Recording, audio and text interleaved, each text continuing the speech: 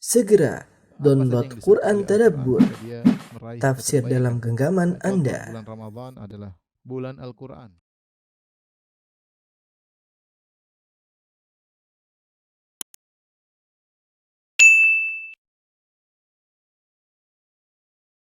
Alhamdulillahi ala ihsani wa syukru lahu ala taufiqihi wa amtinani wa asyhadu an la ilaha illallah wahdahu la syarika lahu ta'ziman li sya'ni wa asyhadu anna Muhammadan abduhu wa rasuluhu da'ila ridwani. Allahumma salli alaihi wa ala alihi wa ashabihi wa ikhwani.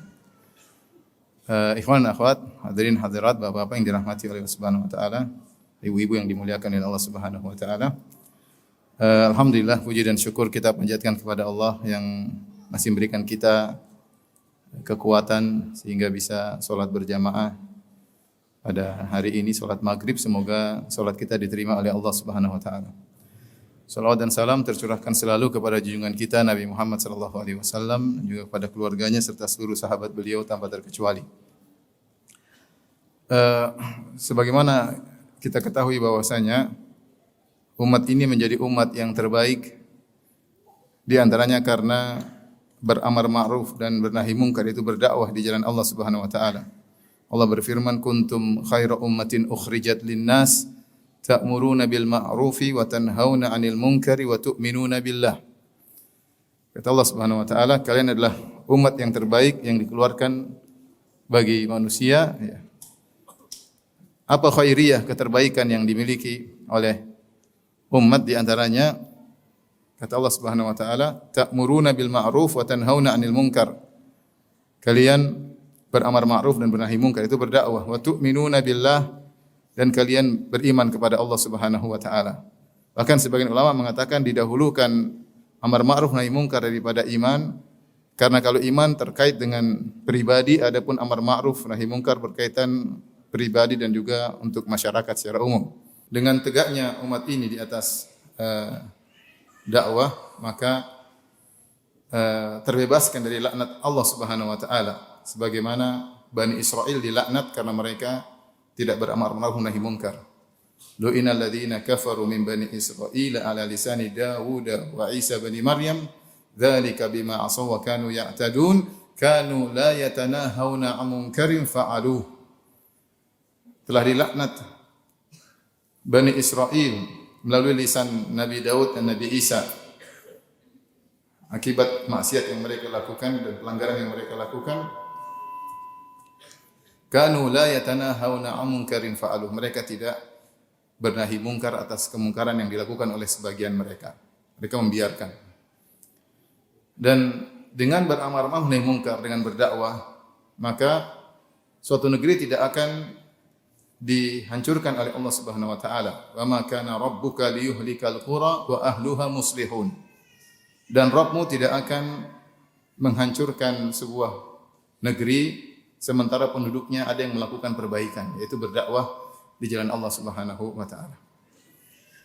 Sungguhnya pengikut sejati Nabi Muhammad sallallahu alaihi wasallam adalah orang-orang yang berdakwah di jalan Allah Subhanahu wa taala. Sebagaimana firman Allah Subhanahu wa taala, "Qul hadhihi sabili ad'u ila Allah ala basiratin ana wa man ittaba'ani wa subhanallah wa ma ana minal musyrikin." Katakanlah wahai Muhammad, hadhihi sabili, ini adalah jalanku, ad'u ila Allah, aku menyeru kepada Allah, itu menyeru kepada tauhid, sebagaimana tafsir At-Tabari. Ad'u ila Allah ay ad'u ila tauhid, aku menyeru kepada tauhid. Ala basiratin, di atas ilmu. Ana wa man ittaba'ani, aku dan orang-orang mengikutiku. Artinya orang-orang yang benar-benar mengikutiku juga menyeru kepada tauhid, menyeru kepada Allah Subhanahu wa taala. Makanya saya katakan tadi, pengikut Nabi yang sesungguhnya adalah orang-orang yang berdakwah di jalan Allah Subhanahu wa taala. Karenanya setiap kita berusaha untuk masuk dalam rel dakwah. Karena itu adalah rel kemuliaan. Gerbong dakwah adalah gerbong kemuliaan. Apakah sebagai pembicara, sebagai ustadz, ataukah sebagai panitia, ataukah sebagai penyebar pamflet, ataukah sebagai donatur, atau apa saja, yang penting berkecimpung dalam dakwah. Tentunya tidak semua jadi pembicara, ya. Tetapi kita berusaha masuk dalam rel dakwah. Ya. Sebagai apapun kita punya sumbangsi dalam dakwah. Masalah pahala serahkan kepada Allah Subhanahu wa taala. Belum tentu pembicara lebih banyak pahalanya daripada panitia, belum tentu. Apalagi panitia belum tentu daripada pembicara. Bisa jadi orang yang ngatur-ngatur motor, yang ngatur-ngatur mobil, parkiran, bisa jadi pahalanya, dia ikhlas. Pembicara belum tentu ikhlas. Justru pembicara lebih mudah terjerumus dalam riya karena di hadapan banyak orang. Tapi maksud saya, kalau kita tidak mau masuk dalam rel dakwah, maka Allah akan siapkan orang-orang lain yang akan masuk dalam rel tersebut. Maka kita bersyukur kepada Allah Subhanahu wa taala kalau kita masuk dalam rel dakwah. Jadi setiap orang berusaha untuk berdakwah di rumahnya sesuai dengan kapasitas ilmu yang dia dapatkan. Ballighu anni walau ayah. Sampaikanlah dariku meskipun satu ayat, kata Nabi sallallahu alaihi wasallam. Di kantornya dia berdakwah, mengajak orang untuk kebaikan, paling tidak ngajak mereka untuk ikut pengajian, men-share dakwah yang baik kepada masyarakat, memberi contoh yang baik kepada masyarakat. Bagaimana seorang yang sudah ngaji, sudah kenal sunnah, harusnya akhlaknya lebih baik daripada orang secara umum. Intinya saya katakan pengikut Nabi sallallahu alaihi wasallam yang sungguhnya adalah orang-orang yang berdakwah kepada tauhid berdasarkan firman Allah, ad'u ilallah ala basiratin ana wa man ittaba'ani. Aku menyuruh kepada Allah di atas ilmu, aku dan orang-orang yang mengikutiku. Artinya pengikut Nabi yang sungguhnya juga berdakwah di jalan Allah Subhanahu wa taala. Dan orang yang berdakwah di jalan Allah, dia telah menyampaikan perkataan yang terbaik. Kata Allah Subhanahu wa taala, "Wa man ahsanu qawlan mimman da'a ila Allah." Dan siapakah perkataan yang lebih baik dari orang yang menyeru kepada Allah Subhanahu wa taala? Mengingatkan manusia kepada akhirat. Apalagi di zaman sekarang, zaman orang terpedaya dengan materi, tenggelam dalam materi, menghabiskan umur untuk hal-hal yang tidak bermanfaat. Kemudian dia ingatkan manusia, masyarakat agar kembali kepada Allah Subhanahu wa taala. Baik. Hadirin hadirat yang dirahmati Allah Subhanahu wa taala, topik kita bukan tentang keutamaan dakwah, karena keutamaan dakwah sangat banyak keutamaannya. Tapi topik kita adalah bersabar dalam berdakwah di jalan Allah Subhanahu wa taala. Seorang yang berdakwah, mau tidak mau dia pasti akan dia pasti akan diganggu, dihalangi. Itu sudah sunnatullah. Sudah sunnatullah. Makanya kalau ada orang dakwah tapi tidak ada yang ganggu, itu berarti bermasalah dia. Sana semuanya, sana halal, kesini halal, semuanya boleh. Ini enggak beres. Karena sunnatullah, pasti orang berdakwah dia pasti diganggu, ada rintangan. Meskipun dia tidak mencari rintangan, rintangan itu pasti datang. Dan ini sudah disyaratkan oleh Allah Subhanahu wa taala. Wal 'asr innal insana lafi khusr. Demi masa sungguhnya seluruh manusia dalam kerugian, illal ladzina amanu, kecuali orang yang beriman, wa amilus solihat, dan orang-orang yang beramal saleh, wa tawasau bil haqq, dan saling berwasiat dalam kebaikan, artinya berdakwah. Kemudian wa tawasau bis sabr, dan saling berwasiat untuk sabar. Konsekuensi kalau kita saling berwasiat dalam kebaikan, menyuruh kepada amar ma'ruf, bernahi mungkar, pasti kita akan diuji. Oleh karenanya wasiat berikutnya wa tawasau bis sabr. Dan mereka saling berwasiat, saling menasihat untuk sabar, karena beramar ma'ruf nahi mungkar pasti diganggu. Dan itu pula yang diisyaratkan oleh Luqman kepada putranya, ya bunayya aqimis salata wa'mur bil ma'ruf wanha 'anil munkar wasbir 'ala ma asabak. Wahai putraku, aqimis salat, dirikan salat, wa'mur bil ma'ruf, dan serulah kepada yang ma'ruf, wanha 'anil munkar, dan cegahlah kemungkaran. Kemudian kata Luqman kepada putranya, wasbir 'ala ma asabak, dan bersabarlah atas musibah yang menimpamu. Kenapa kata para ulama? Karena orang yang beramar ma'ruf nahi mungkar pasti dia akan diuji. Bagaimana tidak diuji? Dia melarang manusia, masyarakat dari memuaskan hawa nafsu mereka. Ini tidak boleh, itu tidak boleh, sementara jiwa manusia ingin melampiaskan apa yang dia inginkan. Manusia ingin senang-senang, ingin berfoya-foya, ingin mukhammar, ingin dengar musik, ingin berzina, ingin korupsi, ingin macam-macam. Terus antum datang, antum bilang haram, haram, haram, haram, haram. Ya, mereka jengkel, merasa terganggu, terusik. Wajar ya. Kecuali antum bilang halal, halal, halal, ya oke, enggak ada masalah. Antum tidak akan diganggu, akan diulu-ulukan. Ini baru bicara tentang syahwat. Antum bilang tidak boleh, ini tidak boleh, ini tidak boleh.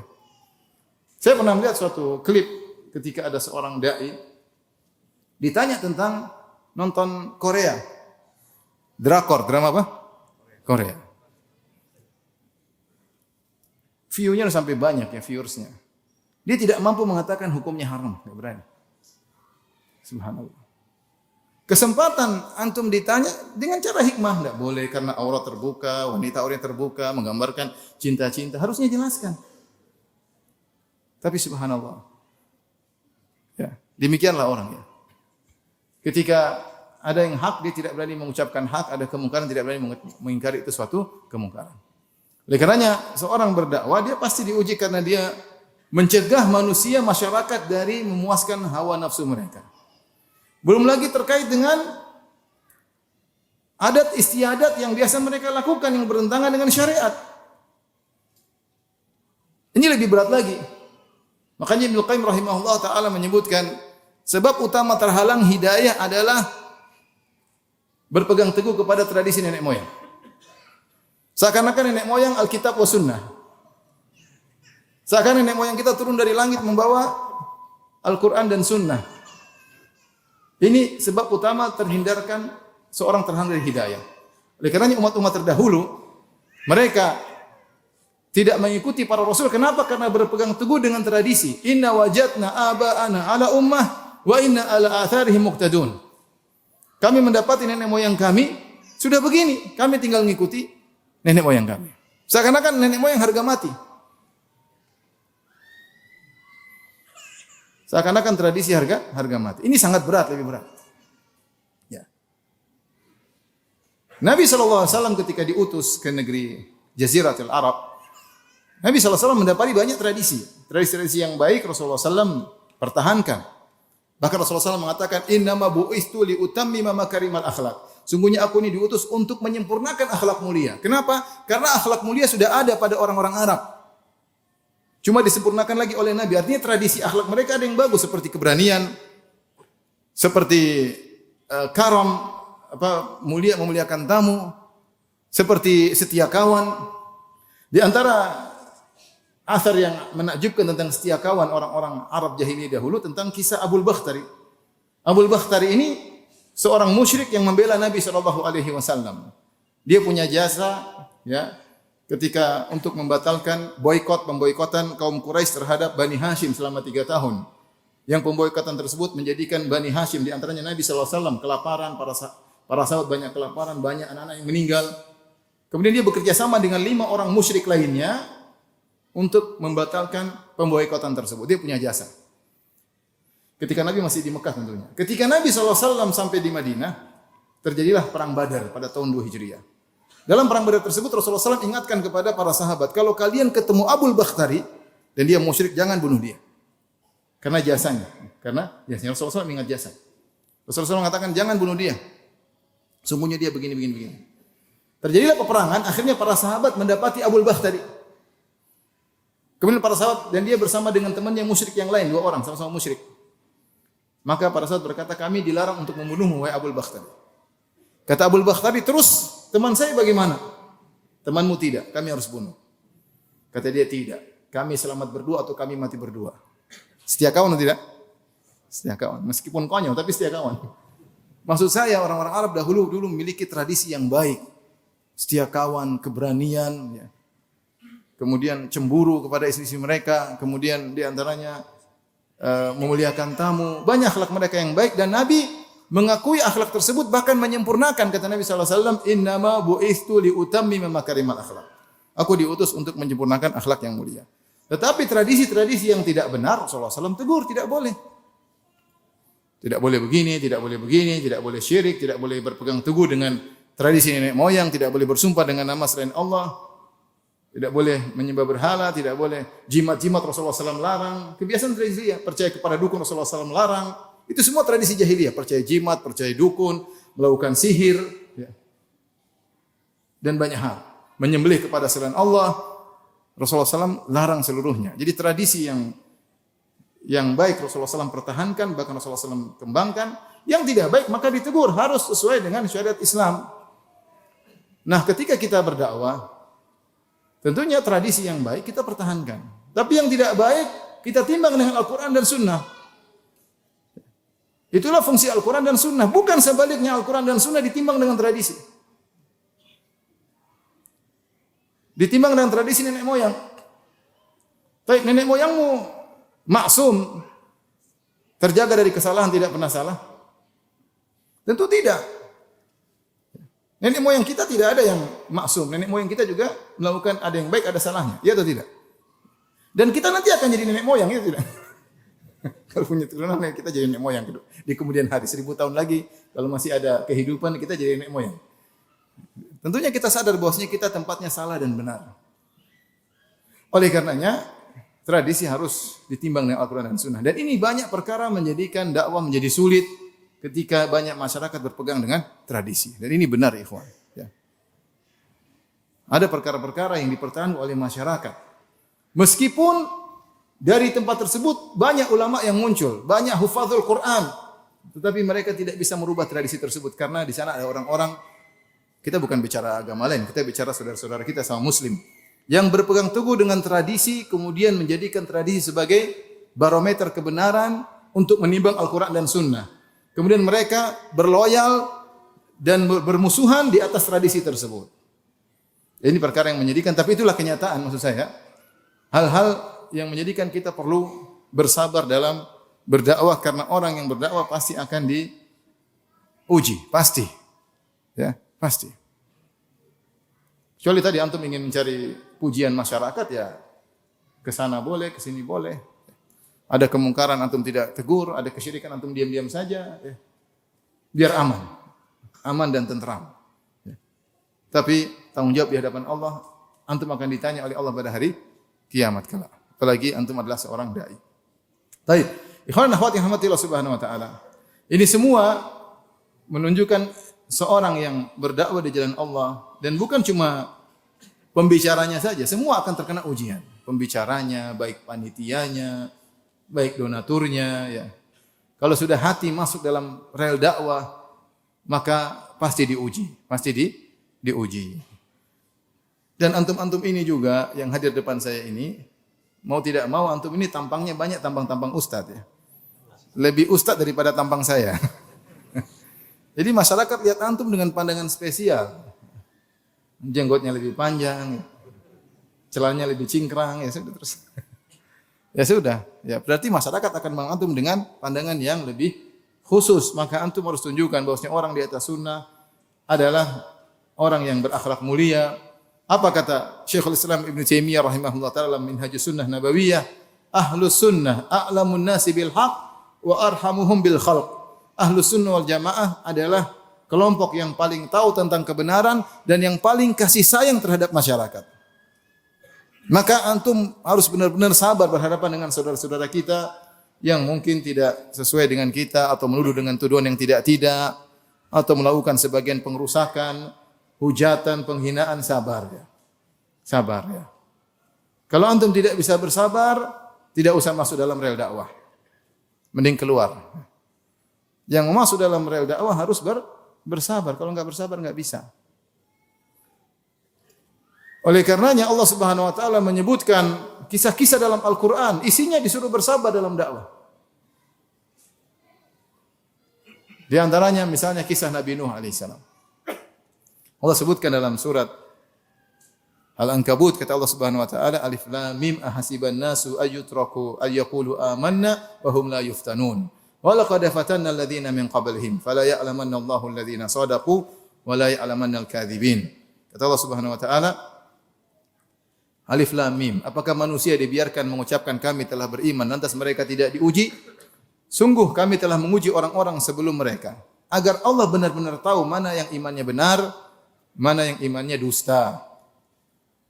Sehingga kemudian Allah sebutkan ujian-ujian, sampai Allah menyebutkan tentang kisah Nabi Nuh.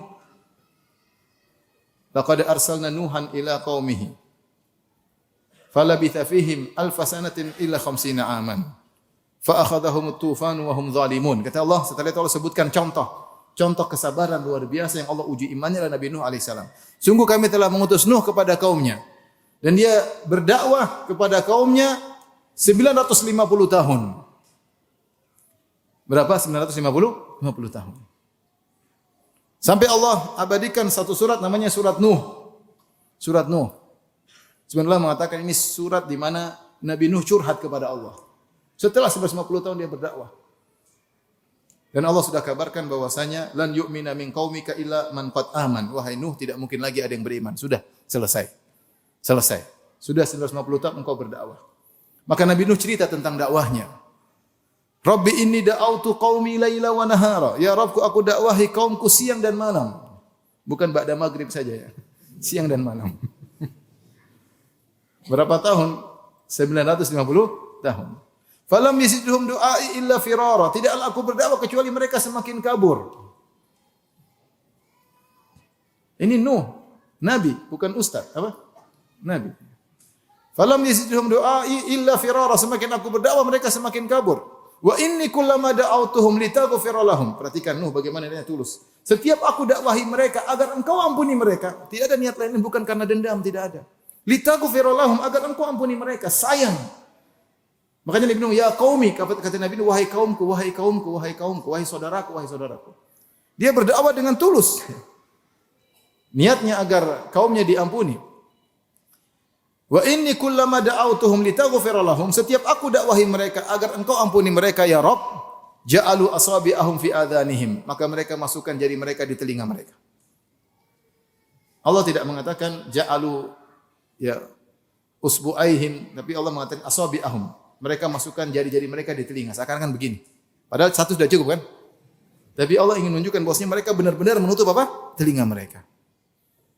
Wastaghshaw thiyabahum, kemudian mereka ambil baju, mereka tutup wajah mereka, tidak mau lihat Nabi Nuh. Artinya Nabi Nuh kalau mau dakwah, Nuh mau dakwah sebentar, tafadhal. Itu sangat menjengkelkan, tahu enggak? Sangat menjengkelkan. Saya aja kalau lagi ceramah ada yang main HP, saya jengkel. Cuma saya sabar. Ini apalagi antum, ada teman dulu kita dakwah, saya sudah diingatkan, saya pernah dakwah satu tempat, teman bilang, Ustaz, nanti kalau antum dakwah situ, ada salah satu seorang, orangnya cuek bebek, nanti antum lagi dakwah, dia tidur depan antum, kemudian tidur gini, kemudian Ustaz, dia potong pertanyaan antum, ceramah antum dipotong tengah jalan. Masa ada begitu? Ada Ustaz, ya benar. Begitu saya dakwah, benar orang itu.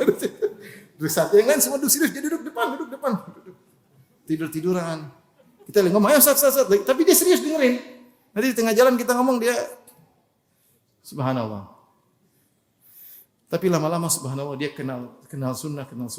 Sekarang semangat dalam jalankan apa? Dakwah. Tidak begitu lagi. Tidak begitu lagi. Antum ada nggak kayak gitu? Anak suruh keluar. Cari tempat tidur yang bagus. Ya. Baik. Jadi lihat Nabi Nuh alaihissalam berdakwah 950 tahun bukan sebentar. Dengan mat'u yang seperti itu. Dan lihat ujian apa? Ujian lebih parah lagi. Istrinya kafir. Anaknya kafir. Berat. Antum bayangkan ada seorang ustaz ceramah, istrinya misalnya tidak pakai jilbab. Istrinya ternyata tidak sesuai dengan ceramah suaminya. Apa kata orang? Ustaz pintar ngomong, istrinya enggak bisa didakwahi. Ya enggak? Nuh seperti itu alaihissalam. Dia mendakwahi kaumnya, istrinya sendiri tidak beriman. Dia dakwahi kaumnya, anaknya sendiri tidak beriman. Itu ujian berat. Intinya itu contoh 950 tahun Nuh alaihissalam berdakwah. Dan demikian Allah sebutkan banyak kisah-kisah Nabi Muhammad SAW, kisah Nabi Hud alaihissalam. Ya. Kata kaum Nabi Hud, Ya Hudu ma ji'tana bi bayyinatin wa ma nahnu bitariki alihatina an qaulik wa ma nahnu laka bimu'minin. Pernyataan kaum Nabi Hud, wahai Hud, kau tidak datangkan bukti bahwasanya kau seorang nabi, utusan Tuhan. Wa ma nahnu bitariki alihatina an qaulik, dan kami tidak bakalan meninggalkan sembahan-sembahan kami karena dakwahmu, enggak bakalan. Wa ma nahnu laka bimu'minin, dan kami tidak bakalan beriman. Subhanallah, ikrar tidak mau beriman. Kau tidak punya dalil. Terus yang kedua, kami tidak bakalan meninggalkan peribadatan kepada sembahan-sembahan kami hanya karena celotehanmu, ceramahanmu. Dan kami tidak bakalan beriman kepada engkau, wahai Nuh. Wahai Hud. In naqulu illa taraka ba'du alihatina bisu. Dan kami katakan, wahai Hud, kalau kau terus berdakwah, kau akan terkena kualat dari Tuhan-Tuhan kami. Kau akan terkena penyakit gila. Mereka malah ngancam. Dalam ayat yang lain mereka berkata, sawa'un alaina awa'azta am lam takun minal wa'idhin. Wahai Hud, sama saja percuma. Kau ceramah enggak ceramah sama saja. Sudah berhenti. Menjengkelkan atau tidak? Menjengkelkan. Ya. Tapi begitulah Allah kisahkan kisah Nabi Nuh kepada Nabi Muhammad SAW ketika Nabi sedang berdakwah di Mekah, dan itu butuh kesabaran yang luar biasa. Namun ketika Allah cerita tentang kisah Nabi Nuh di surat Hud, di akhir kisah Nabi Nuh, Allah berkata, wasbir innal aqibata lil muttaqin. Bersabarlah wahai Rasulullah. Sungguhnya kesudahan yang terbaik bagi orang-orang yang bertakwa. Jadi ikhwan dan akhwat yang dirahmati Allah Subhanahu wa taala, ketika kita masuk dalam rel dakwah, kita harus sudah mempersiapkan diri kita untuk diuji. Karena itu suatu hal yang tidak bisa kita hindari. Ya, tidak bisa kita hindari. Kita pasti diuji. Dan kita sekarang hidup di zaman medsos, zaman internet yang semua orang bisa menyerukan apa yang dia yakini. Orang-orang ateis berbicara dengan yang mereka kehendaki, mereka menyebarkan syubhat. Orang-orang liberal dengan syubhatnya, dengan kekuatannya, ya. Orang-orang pelaku kesyirikan dengan menyebarkan syubhat agar orang-orang minta kepada selain Allah Subhanahu wa taala. Para pengagum penyembah tradisi juga kemudian memperjuangkan tradisi mereka dengan berbagai macam dalih. Sabar. Dan mereka juga bersabar dalam menyerukan itu semua. Bukan cuma antum saja bersabar, mereka juga bersabar. Allah sebutkan dahulu ahlul jahiliyah, orang musyrikin, mereka bersabar dalam dakwah mereka. Seperti Allah berfirman, "Wan talaqal mala'u minhum animshu wasbiru ala alihatikum." Maka bergeraklah pembesar-pembesar mereka, kaum musyrikin, dan mereka berkata, "Animshu wasbiru," berjalanlah dan bersabarlah dalam menyembah Tuhan-Tuhan kalian. Bersabarlah. Jadi mereka saling berwasiat untuk apa? Bersabar dalam menyembah berhala. Allah cerita tentang kaum Nabi Nuh, kata Allah, wa qalu la tadharunna alihatakum wa la tadharunna waddan wa la suwa'an wa la yaghutha wa ya'uqa wa nasra. Maka mereka berkata, sekali-sekali jangan tinggalkan Tuhan-Tuhan kalian. Jangan tinggalkan penyembahan terhadap patung-patung orang saleh. Jangan tinggalkan penyembahan terhadap Wat, Suwa, Yaguth, Ya'uq, Nasr. Ini semua orang soleh, terus ibadah mereka, bersabarlah. Orang musyrikin Arab dahulu bersabar untuk melawan Nabi Muhammad SAW. Mereka berkata, In kada la yudhilluna an alihatina laula an sabarna alaiha. Hampir-hampir Muhammad itu menyesatkan kita kalau bukan kita bersabar, karena kesabaran kita terhadap Tuhan-Tuhan kita, tentu kita sudah disesatkan oleh Muhammad. Jadi mereka bersabar.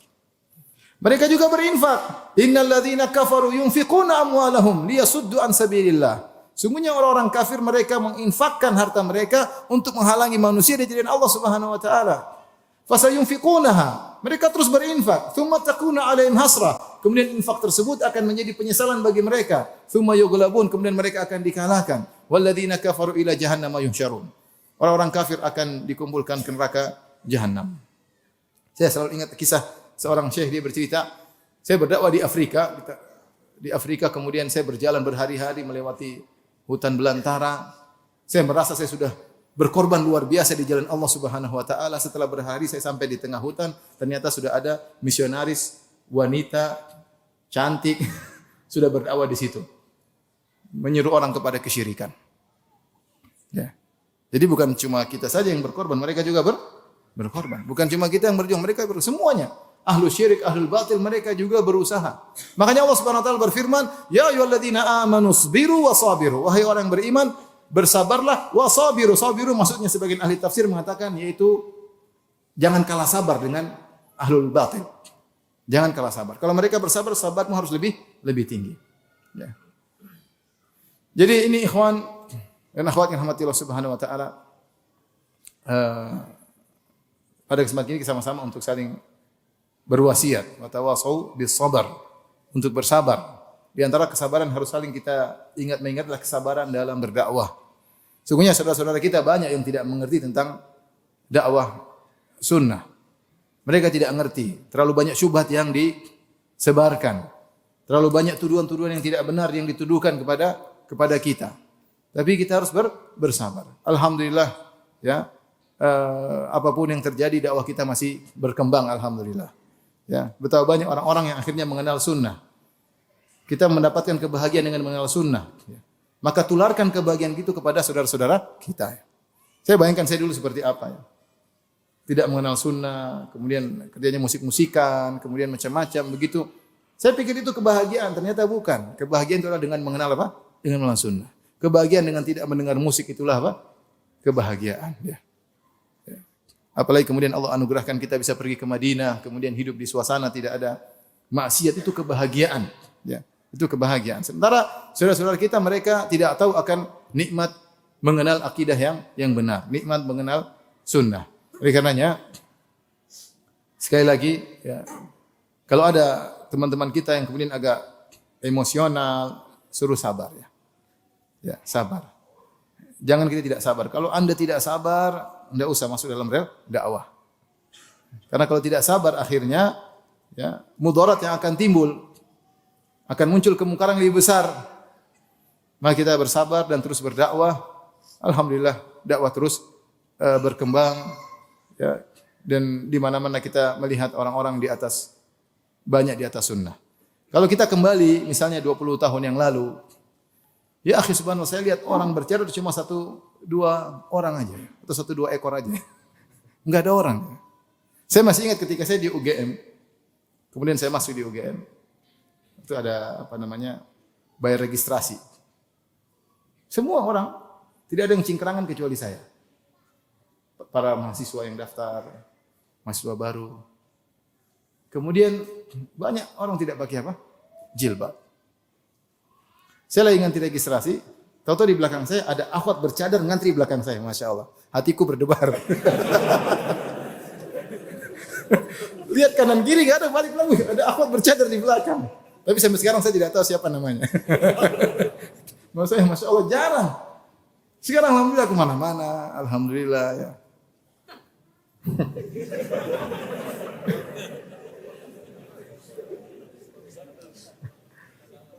Jangan kepo ya.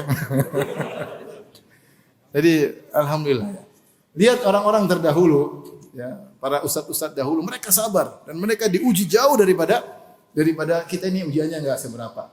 Orang dahulu ustadz senior-senior kita mereka diuji luar biasa. Terkadang jiwa mereka dipertaruhkan tapi mereka sabar.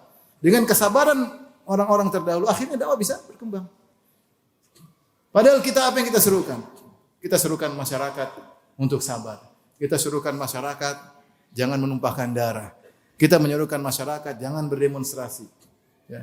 Kita menyuruh masyarakat untuk toleransi bahkan kepada orang-orang non-muslim. Kita melarang masyarakat untuk membakar-bakar tempat ibadah orang lain. Ya. Kita mengajar masyarakat jangan mengganggu peribadatan non-muslim. Ya. Masing-masing berjalan. Ya. Kita ajarkan banyak kebaikan. Kita ajarkan untuk berbakti kepada orang tua. Kita ajarkan untuk berbaik kepada tetangga. Kita ajarkan untuk taat kepada penguasa. Tapi lihat di luar, orang-orang sunnah suka mengkafirkan orang lain. Orang sunnah suka begini, suka sabar. Mau diapain? Ya, sabar aja ya. Jadi itu saja materi kita yang disampaikan pada kesempatan kali ini. Kurang saya mohon maaf wabillahi taufiq wal hidayah. Assalamualaikum warahmatullahi wabarakatuh.